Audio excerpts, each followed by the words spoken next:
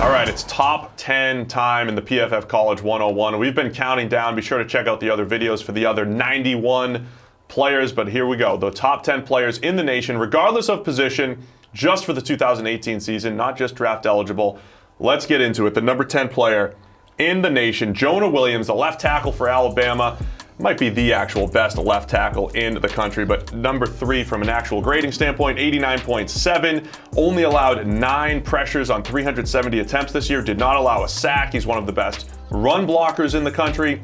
Jonah Williams, most likely, when we do talk about the draft, he will be the number 1 tackle taken in the draft. Yeah, getting that grade in the SEC is pretty absurd considering the competition. On to number 9. It's the guy that Jonah Williams was blocking for all season long. Tua Tagovailoa. Season didn't end quite the way it started with him. Was fantastic early on, but he still ended up with a passer rating of 145.8. That's the NFL passer rating. I don't know how the college passer rating even works, but that's pretty absurd when you think about a perfect passer rating being 158.3. Second highest grade of any quarterback in the nation. He comes in number 9 on the list. All right, here we go. Number 8. It is Ed Oliver from Houston, a 92.7 overall grade. That was number 3 among interior defensive linemen. Oliver, in his 3 years at Houston, has always been just really good against the run. That continued again this year, but he took a big step forward as a pass rusher, extremely disruptive, had 25 pressures, had a number of other just defeated blocks up front. Ed Oliver, one of the more difficult players to block in the country. A little undersized when we talk about the draft, but he's still going to be a future first-round pick. Oh, for sure. On to number 7, where we have Byron Murphy, highest graded cornerback in the nation this season, highest coverage grade as well among all cornerbacks. Washington corner only allowed 18 first downs all season long into his coverage. He was a playmaker there in that Washington secondary. Coming in at number 6, let's give the small school some love. Andy Isabella, the number 1 graded wide receiver in the country from UMass, 93.2 grade. He had 101 catches for 1,695 yards, 13 touchdowns.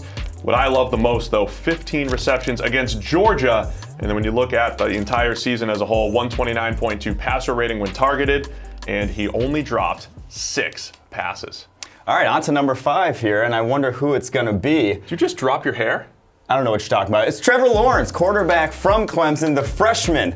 Incredible what he did as a true freshman, unlike anything I've ever seen a true freshman do at the quarterback position. Going back and watching that Alabama game, it was like an NFL quarterback facing that Alabama defense, something I've really never seen against an Alabama defense. And the craziest stat to me of all the crazy stats with Trevor Lawrence his freshman year was he had the fewest turnover-worthy throws of any quarterback in the entire nation this season. Any starter, only 5 all season long. And he's a true freshman. That shouldn't happen. That shouldn't be possible. And he did it, led them to a national championship game. He'll be higher on this list, I'm going to predict, in the coming years. He's awesome. Did he copy your look? I don't know what you're talking about, Steve. He saw The Bachelor and decided, I'm growing it out. Let's get to number 4. One of my favorite defensive players in the country, Josh Allen, our top-graded edge defender at 92.1. Yes, he was a pass rusher. He had 17 sacks. He had the highest pass rush productivity in the country at 15.4. But I loved what he did in coverage, and that's the versatility that made him special. 4 pass breakups on only 20 targets. Josh Allen could really do it all. Legendary season for Kentucky, and he was a big key. Yeah, he had all those sacks. Didn't even rush the passer 300 times this year. Was pretty absurd what he did in his limited time. On to Quintin Williams, Clemson defensive tackle at number 3. He really put it all together this season, coming back. Could have gone on the draft last year, decided to come back, had a fantastic season. By far the best defensive lineman, on that Clemson defensive line. Had the 3rd best pass rushing grade among interior defenders this year and 3rd best run defense grade among interior defenders this year. He was a disruptor game in and game out. All right, we've got the final 2 now, Mike. Little drama. There's 2 players left. What order it's going to be? I'm sure people know who hasn't been picked yet, right? But coming in at number 2, it's Kyler Murray. Our Heisman winner is at number 2. Don't forget, this goes all the way through the playoffs. But a 94.8 overall grade. He was the highest graded quarterback, both as a passer and as a rusher. That was the big key for Kyler Murray. Just so special, so difficult to stop. A 137.2 passer rating, 54 touchdowns, 11.6 yards per attempt.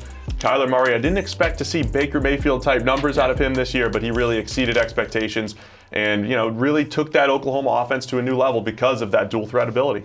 Yeah, anyone saying Oklahoma offense, Lincoln Riley, go watch him play. It's not just that. On to number 1, Quintin Williams, if you followed us at all this season, you knew who it was going to be. Highest interior grade we've ever given to an interior defender, 96.0 overall. He had the second best pass rushing grade among interior defenders, which he plays nose tackle most of the time there in that Alabama defense. So having the second highest pass rushing grade is pretty ridiculous when you think about it. And then the highest run defense grade in the entire nation, snap for snap. We've never seen the disruption on a full season that he provided there on the Alabama interior. Yeah, Quintin, he deserved it. From week one, he was just unstoppable on that Bama defensive line.